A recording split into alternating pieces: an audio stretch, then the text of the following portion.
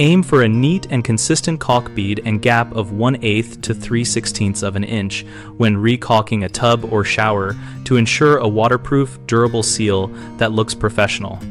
Start by cleaning and drying the joint thoroughly, removing old sealant with a utility blade and a soft scraper, then wipe with isopropyl alcohol so the new caulk adheres. Cut the tip of the tube at a shallow angle so the opening matches the desired bead size. For a 1/8 to 3/16 inch bead, cut very close to the tip and test on scrap material first.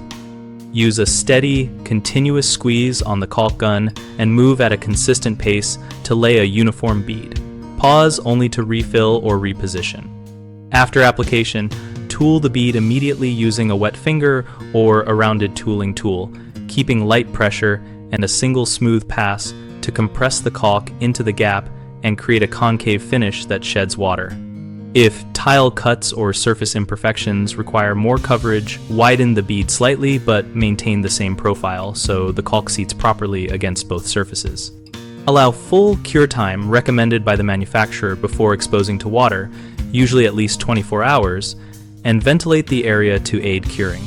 3 common mistakes are cutting the nozzle too large, which creates an oversized, messy bead and leads to poor adhesion. Fix this by starting with a very small opening and trimming more only if the bead is too small. A second issue is applying caulk to a dirty or damp joint, which causes adhesion, failure, and mold growth. Prevent this by removing all old material, drying the joint completely, and wiping with alcohol before applying new caulk. The third problem is rushing the tooling step or retooling multiple times, which leaves uneven finish and weak spots.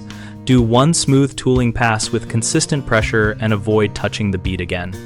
We run bighomeprojects.com to help homeowners find local contractors and for contractors to find work related to projects like caulking and bathroom repairs.